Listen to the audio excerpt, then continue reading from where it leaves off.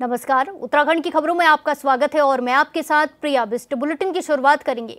देहरादून में सैनिक कल्याण विभाग की ओर से कार्यक्रम का आयोजन किया गया, जहां प्रदेश के मुखिया पुष्कर सिंह धामी और सैनिक कल्याण मंत्री गणेश जोशी ने शिरकत की। वहीं कार्यक्रम में सीएम धामी ने शहीदों को नमन कर उनके परिजनों से मुलाकात की। इस दौरान सीएम ने शहीद सम्मान यात्रा 2.0 का शुभारंभ भी किया। इस यात्रा का उद्देश्य शहीद परिवारों को सम्मान और युवाओं में देशभक्ति का संदेश देना है और शहीदों के आंगन से पवित्र मिट्टी भी एकत्रित की जाएगी।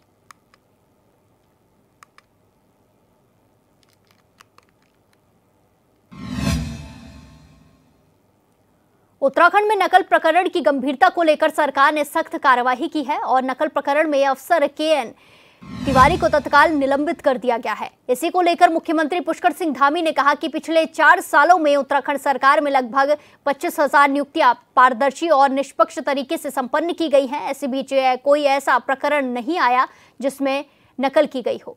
उन्होंने कहा कि हाल ही में नए नकल प्रकरण का मामला सामने आया है, जिसमें आरोपियों को पकड़ लिया गया है और उनके खिलाफ सख्त कार्यवाही की जा रही है। साथ ही उन्होंने कहा कि इस प्रकरण को लेकर SIT का गठन कर दिया गया है।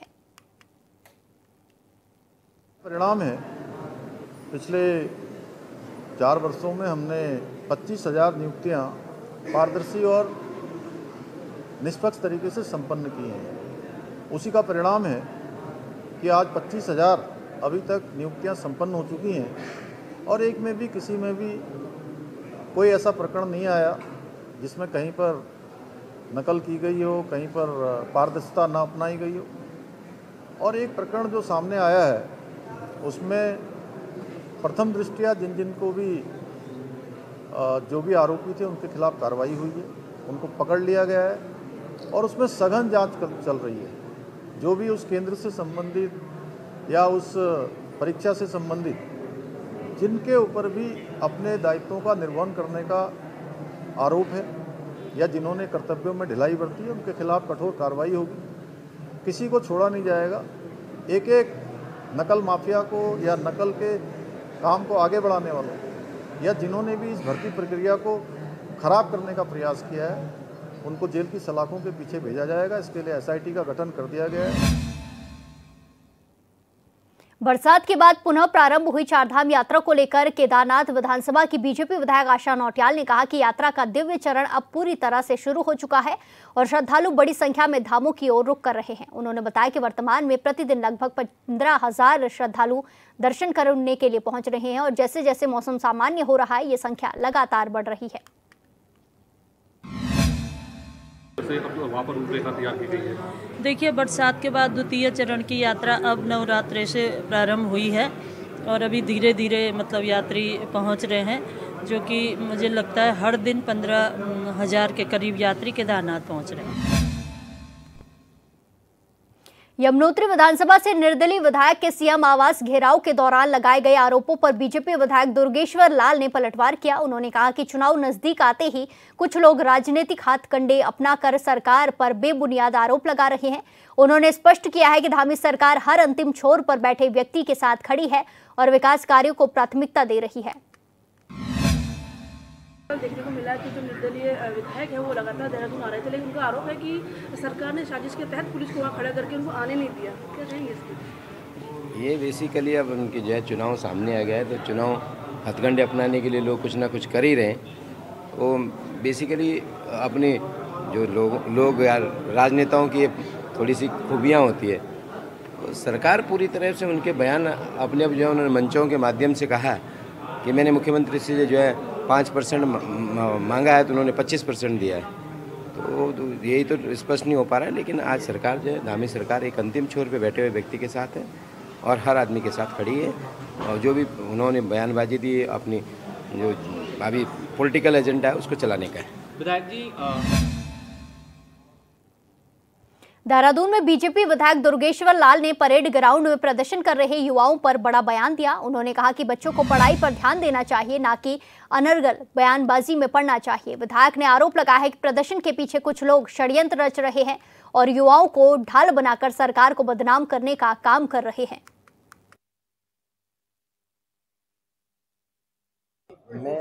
मैं कह रहा हूँ कि जो परेड ग्राउंड में बैठे हैं वो बेचारे भोले मेरे भाई और बहन हैं। उन लोगों को बिल्कुल पता नहीं है। लेकिन उसके पीछे कोई षड्यंत्र जो रच रहा है, जो इन लोगों को अपनी ढाल बना करके सिर्फ सरकार को बदनाम करने का काम कर रहे हैं, ये उसका भी पर्दाफाश होना बहुत जरूरी है। क्योंकि देखो, बच्चों को पढ़ाई करनी चाहिए, बच्चों के हाथ में लैपटॉप, कॉपी, किताब होनी चाहिए, ना कि वो जाके अनर्गल बयानबाजी करे। तो मैं कहता हूँ वो उनको गुमराह किया हुआ है, और उनके लिए मैं माननीय पुष्कर सिंह धामी जी 24 आवर काम कर रहे हैं। प्रदेश बीजेपी की नई कार्यकारिणी बनने के बाद हुए संगठनात्मक कार्यशाला को लेकर कांग्रेस ने वोट चोरी और बड़े नेताओं के जमावड़े से जोड़ दिया है, जिस पर बीजेपी ने करारा जवाब दिया है। बीजेपी प्रवक्ता ने कहा कि कांग्रेस अपने संगठन की कार्यकारिणी तक नहीं बना पा रही और बीजेपी पर आरोप लगाना शुरू कर देती है। उन्होंने साफ कहा है कि कार्यशाला का मकसद केवल नई कार्यकारिणी को जिम्मेदारी सौंपना और अपने आने वाले समय की कार्ययोजना पर मंथन करना है।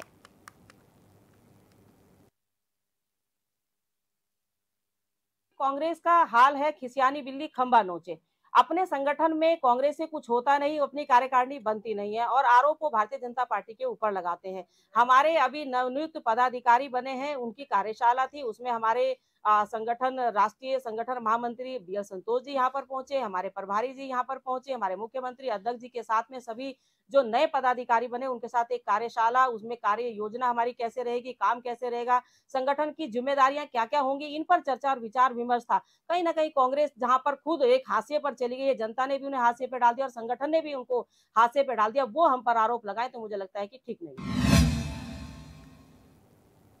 बीते कुछ दिन पहले जसपुर के एक गांव में एक नाबालिग के साथ दुष्कर्म के बाद उसकी हत्या कर दी गई थी, जिसके बाद पुलिस ने 24 घंटे के अंदर पूरे मामले का खुलासा कर आरोपी को जेल भेज दिया है। वहीं बाल अधिकार संरक्षण आयोग की अध्यक्ष गीता खन्ना और पूर्व विधायक शैलेंद्र मोहन सिंघल परिवार को सांत्वना देने के लिए घर पहुंचे, जहां उन्होंने पीड़ित परिवार को दोषी के खिलाफ सख्त सजा दिलाने और सरकार की ओर से हर संभव मदद दिलाने की बात कही। किस तरह की सज़ा तो सख्त से सख्त होनी चाहिए, लेकिन हम क्या चाहते हैं और हमारी न्याय प्रक्रिया के तहत हम कितना प्रावधान दे पाते हैं उसमें शायद हमेशा ही गैप रहेगा, क्योंकि न्यायालय की प्रक्रिया में बहुत सारे इफ़ एंड बट्स आ जाते हैं। फिर भी इस केस की अगर मैं बात करूं तो पुलिस ने त्वरित कार्रवाई करी और बहुत अच्छा, जहां तक मुझे बताया है एसएसपी ने, कि एविडेंसेस बहुत अच्छे से कलेक्ट हुए हैं और सज़ा ज़रूर होगी अभियुक्त को। उनके पास कन्फेशन भी है उसका, और एविडेंसेस अच्छे होने से मुझे उम्मीद है। लेकिन ऑल सेड एंड डन, आयोग के अध्यक्ष होने के नाते यह हमें स्वीकारना होगा कि ये जो दूषित मानसिकता है ये बहुत फैल रही है, रिपोर्टिंग भी बहुत हो रही है, और ये हमारे लिए एक बहुत शर्म की बात हो जाती है कि हमारे ही अपने रिश्ते, पड़ोसी, हम सामाजिक जो हमारा विश्वास की डोर थी ये उसको तोड़ती है। अविश्वास, इनसिक्योरिटी किसी भी समाज की बेहतरी के लिए, बढ़त के लिए अच्छा नहीं है।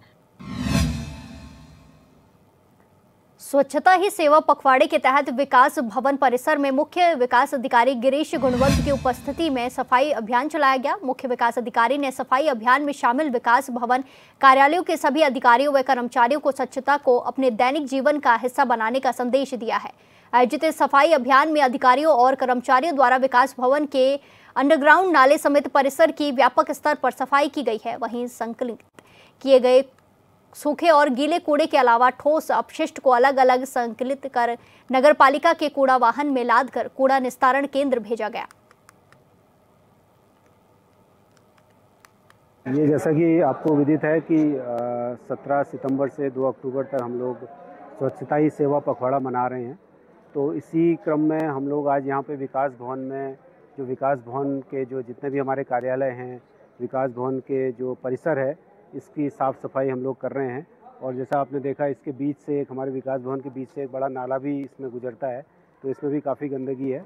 इसको हमने अभी पूरी तरीके से साफ़ किया है। और इसके अलावा जितने भी हमारे कार्यालय परिसर है, जो हमारे इसकी लॉबीज़ हैं कार्यालय की या कार्यालय परिसर है, उसको हम लोग उसकी आज हम लोग साफ़ सफाई कर रहे हैं। और इसी के साथ में हमारा पूरे जनपद में लगातार ये कार्यक्रम 17 सितंबर से लगातार चल रहे हैं और ये 2 अक्टूबर तक लगातार चलते रहेंगे और इसमें सभी कार्यालयों में, विकास खंडों में बड़े पैमाने पर स्वच्छता अभियान जनपद में चलाया जा रहा है। अधिकारियों को ये निर्देश दिए गए हैं और ये कि अपने अपने जो भी कार्यालय हैं उसमें वो उनके कार्यालयों के अंदर भी साफ़ सफाई की व्यवस्था बनाए रखें, अपने कार्यालयों में साफ़ सफाई करें। जो भी उनकी पत्रावलियां हैं जो कि अब निष्प्रयोज्य हो चुकी हैं उसको वीड आउट किया जाए और जिससे कि स्पेस भी रहेगा और दूसरा जो एक कार्यालय में एक डेकोरम मेंटेन होता है, साफ़ सफाई रहती है, तो सभी लोगों के जो हमारे कर्मचारी भी कार्यालयों में काम करते हैं उनके स्वास्थ्य पे भी उसका श्रीनगर के खिरसू ब्लॉक के चिमलियों गांव की 28 वर्षीय गर्भवती महिला सविता की तबीयत अचानक बिगड़ने पर प्रदेश के चिकित्सा स्वास्थ्य शिक्षा मंत्री डॉक्टर धन सिंह रावत के निर्देश पर उन्हें तत्काल एयर एम्बुलेंस से एम्स ऋषिकेश भेजा गया। मिली जानकारी के अनुसार गर्भवती महिला पहले पौड़ी अस्पताल में भर्ती थी। स्थिति गंभीर होने पर उन्हें बेस अस्पताल श्रीनगर लाया गया, जहां डॉक्टरों ने उनकी हालत को नाजुक देखते हुए उच्च स्तरीय चिकित्सा सुविधा की आवश्यकता बताई। मामला संज्ञान में आने पर स्वास्थ्य मंत्री ने तत्काल एयर एम्बुलेंस की व्यवस्था करने के आदेश दिए। एयर एम्बुलेंस की मदद से सविता को सुरक्षित एम्स ऋषिकेश पहुंचाया गया। इस आपातकालीन सेवा से जच्चा बच्चा दोनों की जान बच सकी है। महिला के पति विपिन सिंह ने भावुक होते हुए प्रदेश सरकार और विशेष रूप से स्वास्थ्य मंत्री डॉक्टर धन सिंह रावत का आभार जताया है। विपिन सिंह बिष्ट है, ग्राम चिमलियों, पोस्ट ऑफिस जाग, पौड़ी गढ़वाल। मेरी बीवी प्रेग्नेंट है और थोड़ा दिक्कत परेशानी आ गई थी, तो इसकी वजह से बेस पे लाए थे। बेस से उन्होंने रेफ़र कर दिया, तो अभी सुविधा है नहीं, तो एयर लिफ्ट करके इनको एम्स में ले जाया जा रहा है। और मैं माननीय धन सिंह रावत जी का आभार व्यक्त करता हूं, जिन्होंने ये सुविधा दी हमें। धन्यवाद। खबर उधम सिंह नगर के जसपुर सामुदायिक स्वास्थ्य केंद्र से है, जहां सेवा पखवाड़े के तहत एक चिकित्सा शिविर का आयोजन किया गया, जिसमें जिले भर से चिकित्सा विभाग के अधिकारी मौजूद रहे। इस दौरान शिविर में लोगों की निःशुल्क जांच कर उन्हें फ्री दवाइयां भी दी गई। वहीं शिविर में पहुंचे अपर मुख्य चिकित्सा अधिकारी रुद्रपुर डीपी सिंह ने बताया कि जसपुर सामुदायिक स्वास्थ्य केंद्र में ये दूसरा कैंप का आयोजन किया गया है।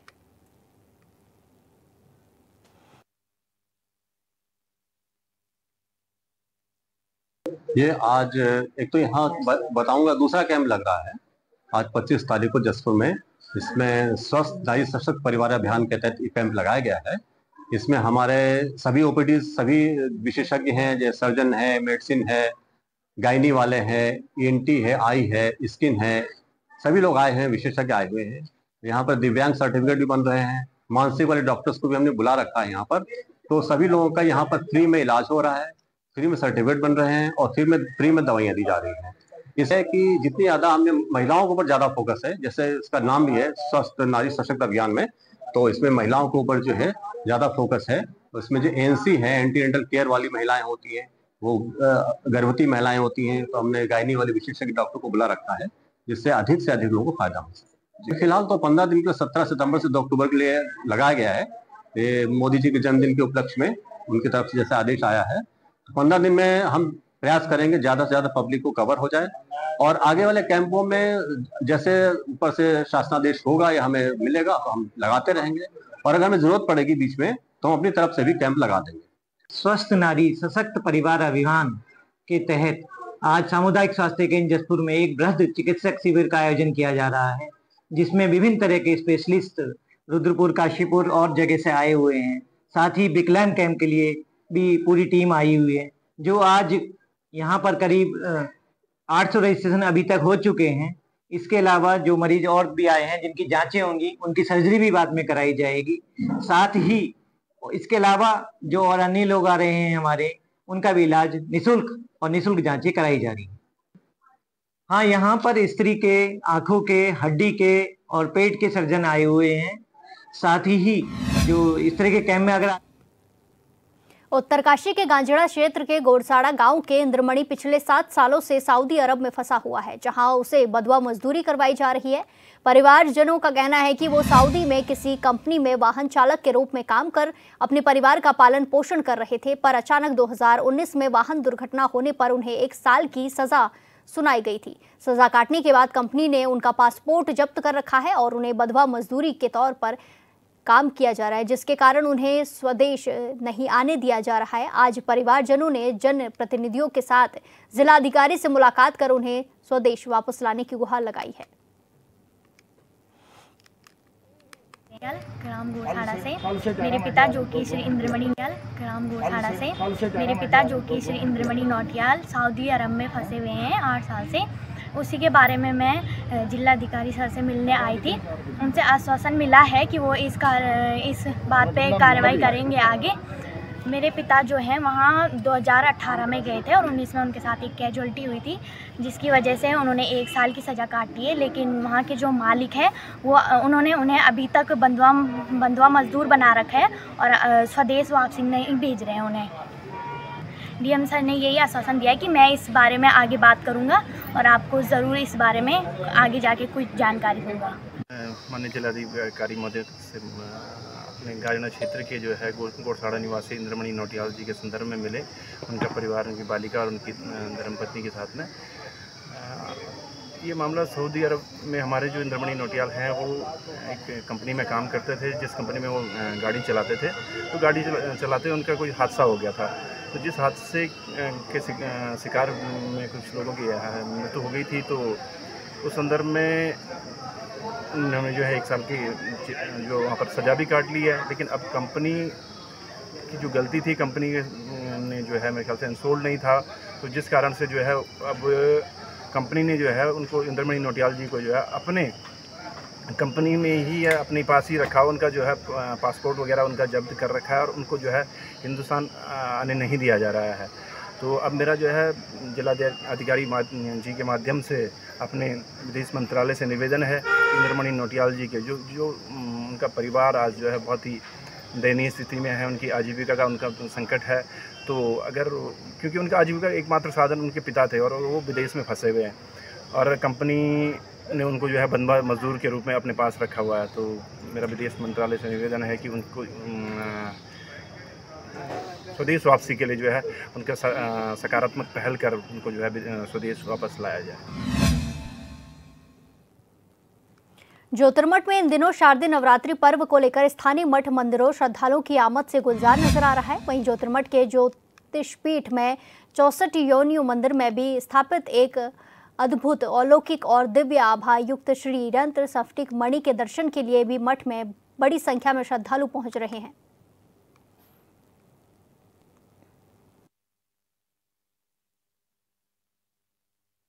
ये जो आप देख रहे हैं ये श्री यंत्र है और स्फटिक मणि में है, बिगेस्ट इन द वर्ल्ड। इसकी हाइट 4 फुट है। 2 जो है ऊपर सामने दिख रहा है, 2 नीचे है। तो ये 4 फीट है, स्फटिक मणि में है। और आदि गुरु शंकरा ने कई ग्रंथों की रचना करी। उनका एक ग्रंथ है सौंदर्य लहरी। उसका फर्स्ट श्लोक है शिवा शक्त्या युक्तो यदि भवति शक्त्या प्रभवितुम न चेदेवं देवो न खलु कुशला स्पंदितुमपि। अर्थात शक्ति के बगैर शिव जो है वो अधूरे हैं। जब तक शक्ति नहीं होगी उसमें संपंदन नहीं होगा। तो यही अम्बा, यही पराम्बा, यही दुर्गा, यही वैष्णवी, यही अखिल ब्रह्मांड नायिका राज राजेश्वरी त्रिपुर सुंदरी माँ है। गुरु जी बताते थे कि इसकी जो वाइब्रेशन है that is covering the whole Uttarakhand region. और इसकी दूसरी विशेषता है कि इसके सामने बैठने मात्र से ही कोई मंत्र की चैंट करने की आवश्यकता नहीं है, ना कोई ध्यान लगाने की आवश्यकता नहीं है। मात्र सामने बैठने से ही इसकी वाइब्रेशन जो है वो आना शुरू हो जाती है। आदि शंकराचार्य भगवान ने शिव विद्या उपासना के संबंध में प्रारंभ किया ये, और उस समय पर शिव विद्या के लिए जो है तो ये भूति का क्या कहते हैं महाराज जी, श्रीयंत्र स्फटिक का और धातु का श्रीयंत्र की स्थापना यहाँ पर हमारे गुरु जी ने किया था, ब्रह्मलीन स्वामी सुकंसुति महाराज जी ने। और इनके संबंध में 64 योगिनी की भी स्थापना उन्होंने की थी। पूरे ब्रह्मांड को ये भगवती जो हैं वो संचालित करती हैं। आब्रह्म की जननी, ब्रह्म से ब्रह्मा विष्णु महेश इनसे उत्पन्न होते हुए हैं और जीव जंतु इत्यादि सब इनसे उत्पन्न होते हैं। इनसे ही पूरा संपूर्ण संसार का जो संचालन होता है और 64 योगिनी इनकी जो है विधाएं हैं, जो इनके माध्यम से ये पूरे संसार का पालन पोषण करती हैं, समृद्धि करती हैं, सबको विद्याएं देती हैं, शक्ति देती हैं। ये बड़ी उपासना है शक्ति।